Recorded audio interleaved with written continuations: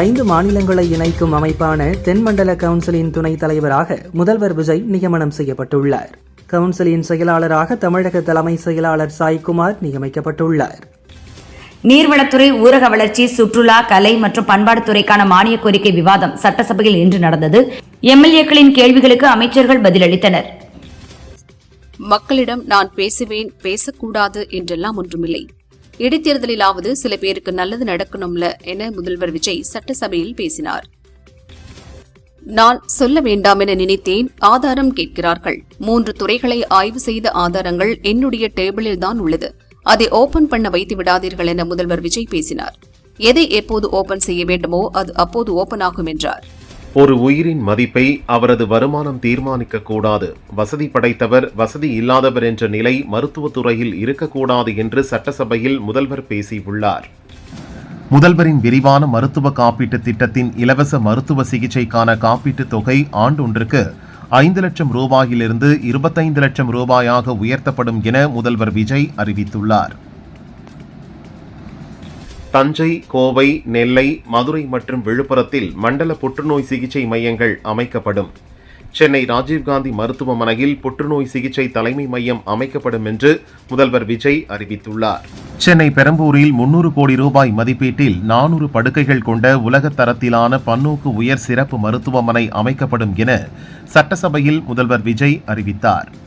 பால் கொள்முதல் விலை லிட்டருக்கு 38 ரூபாயிலிருந்து 41 ரூபாயாக உயர்த்துவதாக சட்டசபையில் 110வது விதியின் கீழ் முதல்வர் விஜய் அறிவித்தார். இந்த விலை உயர்வால் கூடுதலாக 1 மாதத்திற்கு 30 கோடி ரூபாய், ஆண்டுக்கு 360 கோடியும் செலவாகும். சட்டசபை உறுப்பினர்கள் தங்கள் பயண தேவைகளுக்காக பிறரை சார்ந்து இருப்பதை தவிர்க்கவும், தங்கள் தொகுதிகளில் ஆய்வு மேற்கொள்ளவும் வாகனங்கள் வழங்கப்படும் என்று முதல்வர் விஜய் அறிவித்துள்ளார். எம்எல்ஏக்கள் அனைவருக்கும் அரசு சார்பில் கார் வழங்கப்பட்டு டிரைவர், உதவியாளர், எரிபொருள் செலவுக்கு 1 லட்சம் ரூபாய் வழங்கப்படும் என முதல்வர் விஜய் அறிவித்தார். நாங்கள் எதை செய்தாலும் சரியாகத்தான் செய்வோம். இனி திமுக கனவு கண்டாலும் ஆட்சிக்கு வர முடியாது. நாங்கள் அரசியல்வாதிகள் அல்ல, மக்களுக்காக சேவை செய்ய வந்தவர்கள் என அமைச்சர் என் ஆனந்த் கூறினார்.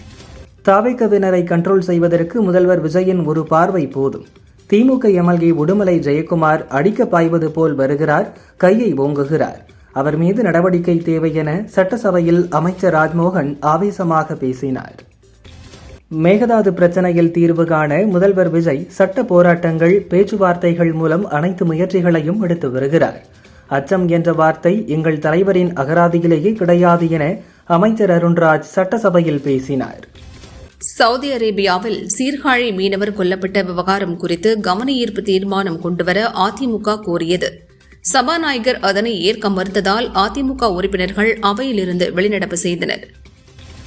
சவுதியில் மயிலாடுதுறை மீனவர்கள் சுட்டுக் கொல்லப்பட்டுள்ள சம்பவத்தை 5 நாட்களாக வலியுறுத்தியும் அதனை கண்டுகொள்ளாமலும் தமிழ் உணர்வு என்பதே கொஞ்சம் கூட இல்லாமலும் சட்டசபையில் பாட்டு பாடிக் கொண்டிருக்கின்றனர் என தாவேக அரசை பழனிசாமி சாடினார்.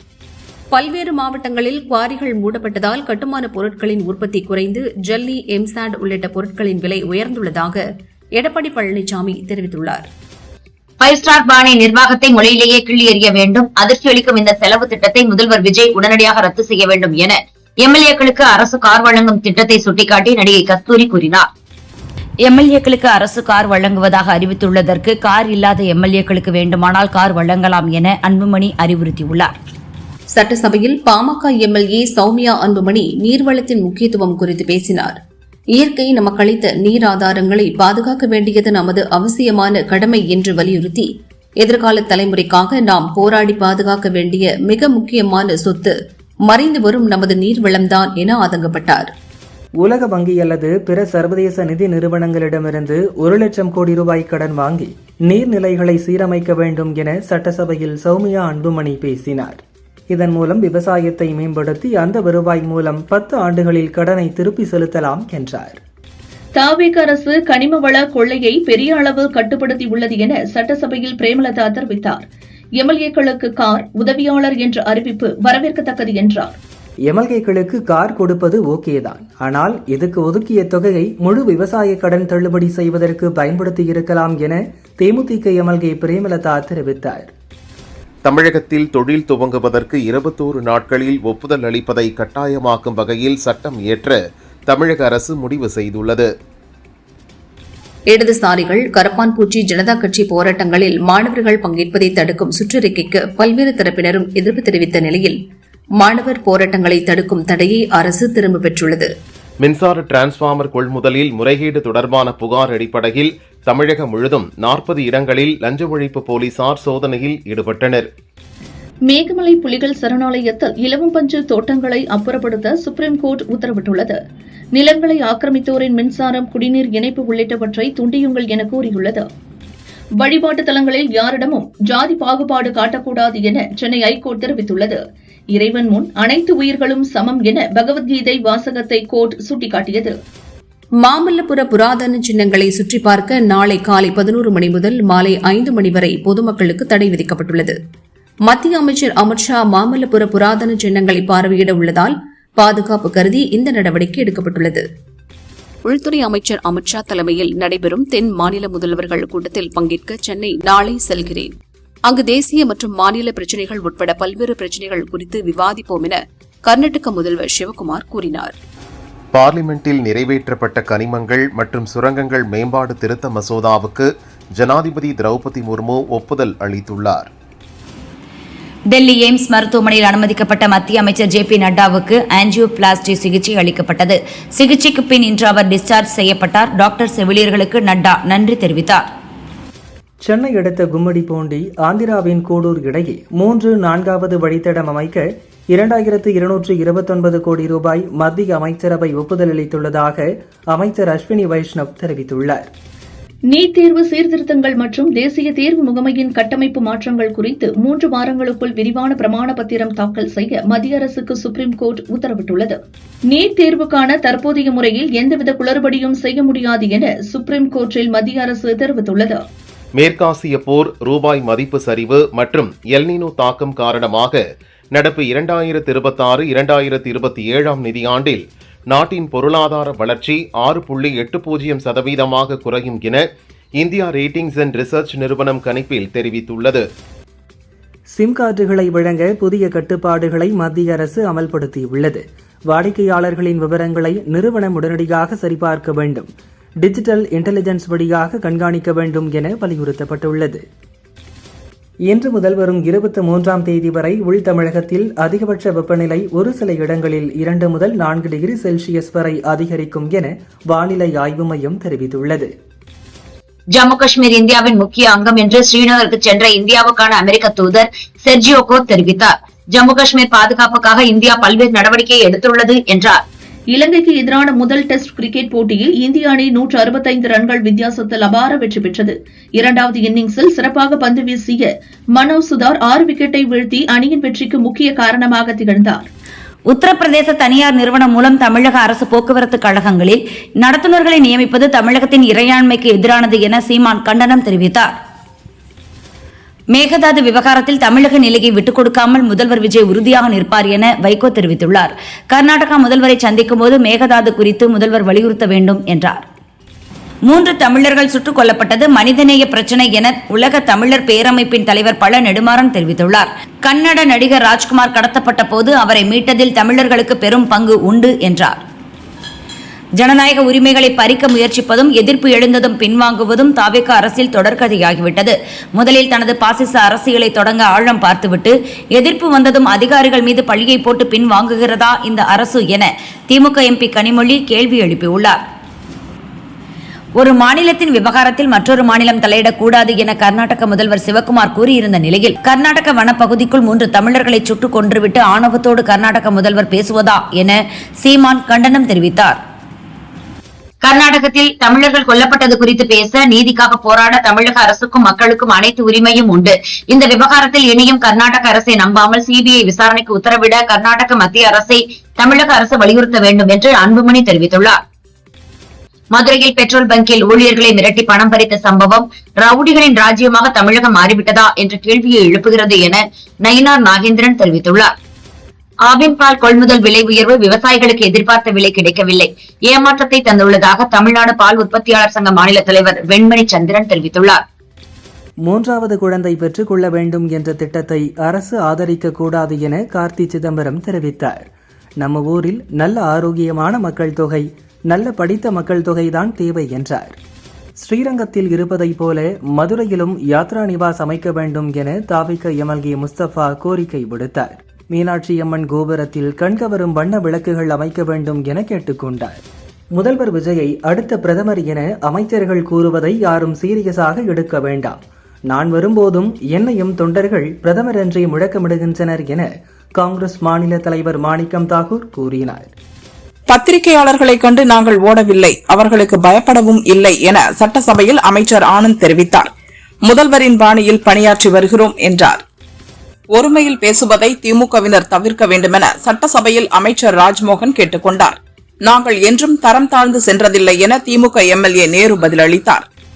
பல ஆண்டுகளாக காட்பாடி எம்எல்ஏவாக இருந்த துரைமுருகனுடைய அனுபவத்திற்கு மரியாதை செலுத்துகிறேன்.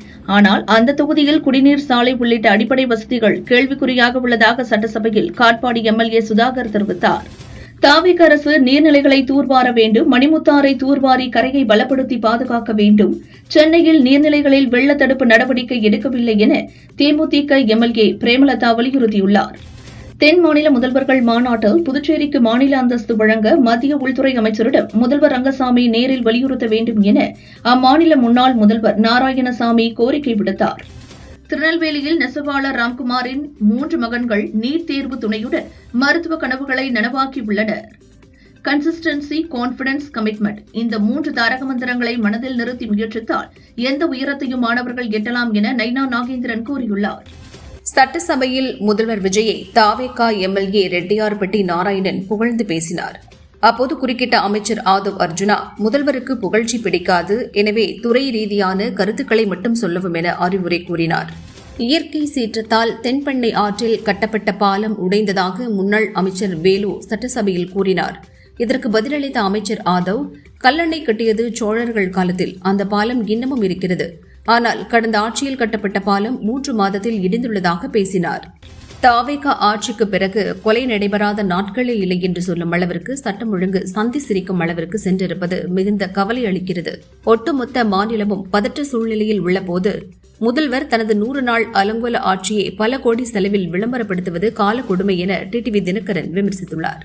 முதல்வர் அறிவித்த ரூபாய் 3 பால் கொள்முதல் விலை உயர்வு வரவேற்கத்தக்கது என்றாலும் இது போதுமானது அல்ல என்று பாமக தலைவர் அன்புமணி கூறியுள்ளார். லிட்டருக்கு குறைந்தது ரூபாய் 7 அளவுக்கு உயர்த்த வேண்டும் என்றார். கருணாநிதி வீடு வழங்கும் திட்டத்தை வெற்றி வீடு வழங்கும் திட்டம் என திட்டமிட்டு பெயர் மாற்றிவிட்டீர்கள். வீடு கட்ட ரூபாய் 5 லட்சம் அரசு நிதி உதவி தந்தாலும் விலை உயர்வால் நிதி பற்றாக்குறையே நிலவுகிறதென முன்னாள் ஊரக வளர்ச்சித்துறை அமைச்சர் பெரியசாமி கூறினார். முதல்வர் கொடுக்கும் காரில் உற்சாகமாக தொகுதிக்கு செல்வேன். ஏற்கனவே என்னிடம் 2-3 கார் இருந்தாலும் முதல்வர் கொடுத்த கார் என்றால் தனி கெத்துதான் என்கிறார் மன்னார்குடி எம்எல்ஏ காமராஜ். கார் இல்லாததால் கல்லூரி காலத்தில் எனக்கு காதல் தோல்வி ஏற்பட்டது. இப்போது முதல்வர் வேலையும் கொடுத்திருக்கிறார், காரும் வழங்கியிருக்கிறார் என பெரியகுளம் எம்எல்ஏ சபரி ஐயங்கரன் கூறினார். தமிழக சட்டசபையில் முதல் முறையாக சுற்றுலாத்துறையின் மானிய கோரிக்கையை தாக்கல் செய்யும் காங்கிரஸ் அமைச்சர் ராஜேஷ்குமாருக்கு ப. சிதம்பரம், மாணிக்கம் தாகூர் ஆகியோர் வாழ்த்து தெரிவித்துள்ளனர். தமிழகம் முழுதும் போக்குவரத்து குறைவாக உள்ள நாட்களில் குறைந்த வருவாய் ஈட்டும் அரசு பஸ் சேவைகளை தற்காலிகமாக நிறுத்த போக்குவரத்து கழகங்கள் திட்டமிட்டுள்ளன. இதன் மூலம் டீசல் செலவு குறையும். திருவள்ளூர் பழவேற்காட்டில் மின்னல் தாக்கியதில் 10 லட்சம் ரூபாய் மதிப்பிலான படகு எரிந்து சேதமடைந்தது. எரிந்து கொண்டிருந்த படகை கிராம மக்கள் தண்ணீர் ஊற்றி அணைத்தனர். மருத்துவர் மற்றும் செவிலியர் மாணவர் சேர்க்கை இடங்கள் 6098 உயர்த்தப்படும் என சட்டசபையில் முதல்வர் விஜய் தெரிவித்தார். தங்கம் விலை சவரனுக்கு ரூபாய் 680 குறைந்து ஒரு சவரன் 1,13,640 விற்கப்படுகிறது. கிராமுக்கு 85 ரூபாய் குறைந்து ரூபாய் 14,205 விற்பனையாகிறது. வெள்ளி விலை ரூபாய் 5 குறைந்து 1 கிராம் ரூபாய் 250 விற்பனை செய்யப்படுகிறது. திண்டுக்கல் குஜிலியம் பாறையில் கம்யூனிஸ்ட் கட்சியினரின் விவரங்களை சேகரிக்க ஆணையிட்ட வட்டாட்சியர் ஐயாசாமி சென்னை வருவாய் நிர்வாக ஆணையரக அலுவலகத்திற்கு பணியிட மாற்றம் செய்யப்பட்டுள்ளார். சிவகங்கை அரசு மகளிர் கல்லூரியில் பிபிஏ படிக்கும் மாணவியர் தனி வகுப்பறை கேட்டு வெயிலில் போராடியபோது 12 மாணவிகள் மயக்கமடைந்தனர். சிவகங்கை அரசு மருத்துவமனையில் சிகிச்சைக்காக அனுமதிக்கப்பட்டனர். பழனி நில மோசடி வழக்கில் கைது செய்யப்பட்ட சார் பதிவாளர் ஜஸ்டின் மணிகண்டனை 7 நாட்கள் காவலில் எடுத்து விசாரிக்க சிபிசிஐடி கோரிய மனுவை விசாரித்த திண்டுக்கல் மாவட்ட கோர்ட் ஒரு நாள் மட்டும் போலீஸ் காவல் வழங்கி உத்தரவிட்டுள்ளது. சென்னை சிறுசேரி பகுதியில் மெட்ரோ ரயில் கட்டுமான பணிகளின் போது திடீரென இரும்பு மற்றும் கான்கிரீட் கட்டுமான தூண் நிலை தடுமாறி சாலையில் சரிந்து விழுந்து பெரும் விபத்து ஏற்பட்டது. இதனால் OMR சாலையில் கடும் போக்குவரத்து நெரிசல் ஏற்பட்டது. உலக புகைப்பட தினத்தினை முன்னிட்டு தஞ்சை அருங்காட்சியகத்தில் வனத்துறை சார்பில் வன உயிர் புகைப்பட கண்காட்சி தொடங்கியது. இந்த தனித்துவமான கண்காட்சி இன்று முதல் செப்டம்பர் 19 வரை 1 மாத காலத்திற்கு பொதுமக்கள் பார்வைக்காக நடைபெறவுள்ளது. சிவகாசி பட்டாசு ஆலைகளின் உரிமம் ரத்து செய்யப்பட்டதை எதிர்த்த வழக்கில் பதிலளிக்க கோரி மத்திய மற்றும் மாநில அரசுகளுக்கு சுப்ரீம் கோர்ட் நோட்டீஸ் அனுப்பியுள்ளது. இதன் வழக்கு விசாரணை செப்டம்பர் 2ஆம் தேதிக்கு ஒத்திவைக்கப்பட்டுள்ளது. காஞ்சிபுரம் வாலாஜாபாத் அரசு மருத்துவமனையில் நோயாளிக்கு தூய்மை பணியாளர்கள் சிகிச்சை செய்யும் வீடியோ வெளியாகியுள்ளது. இதனால் நோயாளிகள் அதிர்ச்சியடைந்துள்ளனர். பெட்டிங் செயலிகளை விளம்பரப்படுத்தியது தொடர்பான வழக்கில் தெலங்கானா மாநிலம் ஹைதராபாத்தில் உள்ள அமலாக்கத்துறை அலுவலகத்தில் நடிகை நிதி அகர்வால் விசாரணைக்காக நேரில் ஆஜரானார்.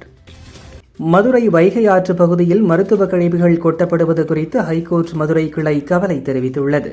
சுகாதாரத்துறை செயலர், மாசு கட்டுப்பாட்டு வாரிய தலைவர் மற்றும் மதுரை கலெக்டர் ஆகியோர் பதில் மனு தாக்கல் செய்ய கோர்ட் உத்தரவிட்டுள்ளது. நீலகிரி மங்களூர் விரைவு ரயில்களின் நேரங்கள் நாளை முதல் மாற்றம் செய்யப்பட்டுள்ளதாக தெற்கு ரயில்வே அறிவித்துள்ளது. மேட்டுப்பாளையம் உதகை மலை ரயிலில் பயணத்தின் போது ஜன்னல்கள் வழியே தலை கைகளை நீட்டி சுற்றுலா பயணிகள் செல்ஃபி எடுக்க வேண்டாம் என ரயில்வே அதிகாரிகள் அறிவுறுத்தியுள்ளனர். சிங்கப்பெண் படையினரின் சில சிரமங்களை கருத்தில் கொண்டு எண்ணிக்கையை அதிகரிக்க நடவடிக்கை எடுக்கப்பட்டுள்ளது. இதற்காக மாவட்டந்தோறும் கூடுதலாக 12 போலீசார் தேர்வு செய்து சென்னைக்கு பயிற்சிக்கு அனுப்பப்பட்டுள்ளனர்.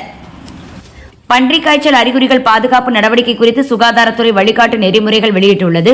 காய்ச்சல், இருமல், தொண்டை வலி, தலைவலி, வாந்தி உள்ளிட்டவை பன்றிக் காய்ச்சலுக்கு பொதுவான அறிகுறி என கூறியுள்ளது. யானை தடுப்பு அகழி வெட்டும் பணி செய்த ஒப்பந்ததாரரிடம் 1 லட்சம் ரூபாய் லஞ்சம் பெற்ற தென்காசி மாவட்டம் சிவகிரி வனச்சரகர் கதிரவனை லஞ்ச ஒழிப்பு போலீசார் கையும் களவுமாக பிடித்து கைது செய்தனர். நாடு முழுவதும் 1500க்கும் மேற்பட்ட வெடிகுண்டு மிரட்டல் வழக்குகளில் கைதான சரத் சுப்பிரமணியன் மீதான அனைத்து வழக்குகளையும் ஒன்றாக இணைத்து NIA விரைவில் விசாரிக்க உள்ளது. பல மாநில காவல்துறையினர் அவரிடம் தீவிர விசாரணை நடத்தி வருகின்றனர். பாலஸ்தீனர்களுக்காக மேற்கு கரையில் அடுத்த 2 ஆண்டுகளுக்குள் இந்தியா புதிய சூப்பர் ஸ்பெஷாலிட்டி மருத்துவமனையை கட்டித்தரும் என பாலஸ்தீன தூதர் அப்துல்லா அபு தெரிவித்துள்ளார். இந்தியாவின் அக்னி மற்றும் அணு ஆயுத ஏவுகணை தயாரிப்பு திட்டங்களில் பங்கேற்க DRDO அமைப்பு தனியார் நிறுவனங்களுக்கு முதன்முறையாக அழைப்பு விடுத்துள்ளது. இந்த ஒப்பந்தங்களை பெற டாடா மற்றும் சோலார் ஏரோஸ்பேஸ் போன்ற முன்னணி நிறுவனங்கள் போட்டியிட வாய்ப்புள்ளது. மேட்டூர் அணைக்கு இன்று மாலை நிலவரப்படி நீர்வரத்து 11,317 கன அடியாக குறைந்துள்ளது.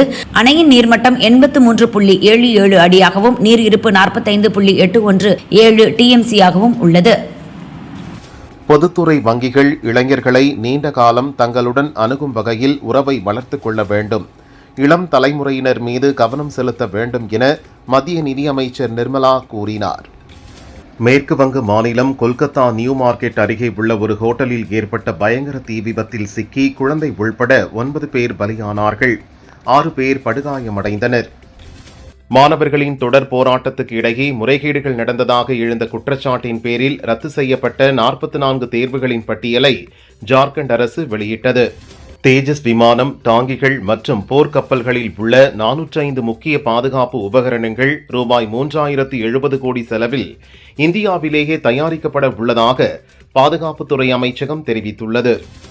தஞ்சை பாபநாசம் அருகே கத்தரிநத்தம் ஸ்ரீ ஞானாம்பிகை சமேத ஸ்ரீ காளஹஸ்தீஸ்வரர் கோவிலில் மண்டலாபிஷேக விழா வெகு விமரிசையாக நடைபெற்றது. திரளானோர் கலந்து கொண்டு சுவாமி தரிசனம் செய்தனர். திருப்பதி ஏழுமலையான் கோயிலில் நடிகர் பிரபு தனது குடும்பத்தினருடன் சென்று சுவாமி தரிசனம் செய்தார். அவருடன் ரசிகர்கள் புகைப்படம் எடுத்துக் கொண்டனர். ஹார்முஸ் ஜலசந்தியை அமெரிக்காவின் பிராந்தியமாக சித்தரிக்கும் வரைபடம் ஒன்றை வெளியிட்டுள்ள டிரம்பின் மாயை மனநிலை விரைவில் விலகும் அல்லது அதை நாங்களே விலக வைப்போம் என ஈரான் பதிலடி கொடுத்துள்ளது. அனைத்து அரசு அலுவலகங்கள், அரசு நிறுவனங்களின் கம்ப்யூட்டர்களில் இருந்து விண்டோஸ் ஆபரேட்டிங் சிஸ்டத்தை நீக்கவும், லினக்ஸ் ஆபரேட்டிங் சிஸ்டத்திற்கு மாறவும் சீன அரசு உத்தரவிட்டுள்ளது. அமெரிக்க தொழில்நுட்பத்தை சார்ந்திருப்பதை குறைக்கவும், தரவு பாதுகாப்பை உறுதிப்படுத்தவும் இந்த நடவடிக்கை எடுக்கப்பட்டுள்ளது. படப்பிடிப்பிற்கு தாமதமாக வந்ததால் வெளியேற்றப்பட்டேன் என நடிகர் அமிதாப் பச்சன் தெரிவித்துள்ளார். தவறை திருத்திக் கொண்டதால் நிலைத்து நிற்க முடிந்தது என்றார். ராமச்சந்திரன் கண்ணன் இயக்கத்தில் ரியோராஜ், வர்த்திகா ஜெயின் நடித்துள்ள படம் ராமன் லீலா. படத்தின் தலைப்புக்கு தணிக்கையில் பிரச்சனை ஏற்பட இழுபறி நீடித்தது. ஒருபடியாக இப்போது தலைப்பை ராமன் லீலா என மாற்றிவிட்டனர். இதனால் தணிக்கையில் UA சான்றிதழ் வழங்கியுள்ளனர். இதன் மூலம் இந்த படம் இந்த வாரம் ஆகஸ்ட் 21 ரிலீஸ் ஆகிறது. சிவா நிர்வாணா இயக்க ரவி தேஜா நடிக்கும் இருமுடி படத்தில் பிரியா பவானி சங்கர் ஹீரோயினாக நடிக்கிறார். ஆகஸ்ட் 21 படம் வெளியாக உள்ளது. பிரியா கூறும்போது, அம்மாவாக மனைவியாக நடிக்கும் காவேரி எனக்கு ஸ்பெஷலான கதாபாத்திரம். இந்த கதையை கேட்டபோது உணர்வு பூர்வமான உலகத்தை புரிந்து கொண்டேன். இப்படிப்பட்ட நேர்மையான மற்றும் வலிமையான கதையில் நான் நடித்திருப்பது மகிழ்ச்சி என்றார். மறைந்த இயக்குனர் K. பாக்யராஜ் நடித்த கடைசி படம் கன்னடத்து பைங்கிளி. இது பற்றி இயக்குனர் சாய்ரமணி கூறும்போது, இந்த படத்தில் பாக்யராஜ் முக்கிய வேடத்தில் நடித்துள்ளார். டி. ராஜேந்தர் இசையமைக்கிறார். பாக்யராஜ் டி. ராஜேந்தர் இணைந்து பணியாற்றிய முதல் படம் இது. அதோடு 35 ஆண்டுகளுக்கு பின் பாக்யராஜின் மனைவி நடிகை பூர்ணிமா இதில் அவரது மனைவியாகவே நடித்துள்ளார். ஹோசூரில் 1990களில் நடைபெற்ற உண்மை சம்பவத்தின் அடிப்படையில் இப்படத்தின் கதை அமைக்கப்பட்டுள்ளது என்றார். அமெரிக்காவின் நியூயார்க்கில் ஆண்டுதோறும் இந்திய சுதந்திர தின கொண்டாட்ட அணிவகுப்பு நடக்கிறது. இந்திய கலாச்சாரம், கலை மற்றும் பாரம்பரியத்தை வெளிப்படுத்தும் இந்த நிகழ்வில் உலக அளவில் புகழ்பெற்ற இந்திய பிரபலங்கள் சிறப்பு விருந்தினராக கலந்து கொள்வது வழக்கம். இந்த ஆண்டு நடிகை பூஜா ஹெக்டே பங்கேற்று அங்கு திரண்டிருந்த ஆயிரக்கணக்கான பார்வையாளர்கள் மத்தியில் உரையாற்றி ரசிகர்களை உற்சாகப்படுத்தினார். கோலிவுட்டின் இளம் முன்னணி இசையமைப்பாளர் சாய் அபயங்கர் நிகழ்ச்சி ஒன்றில் பேசிய இவர், 21 வயதில் நான் பல விஷயங்களை சாதித்ததாக சொல்கிறீர்கள். இது கடவுளின் அருளால் சாத்தியமானது. என் பயணம் இப்போதுதான் துவங்கியுள்ளது. நான் போக வேண்டிய தூரம் நிறைய உள்ளது. மக்களுக்கு நல்ல இசையை கொடுக்க கடுமையாக உழைக்க வேண்டும் என்ற ஒரு நோக்கம் மட்டுமே என்னிடம் உள்ளது. கிறிஸ்டோபர் நோலனுடன் இணைந்து பணியாற்ற ஆசை. ஒரு நாள் அது நிஜமாகும். எனது அடுத்த தனி இசை ஆல்பமான ரதிமா ஆகஸ்ட் 21 வெளியாகும் என்றார்.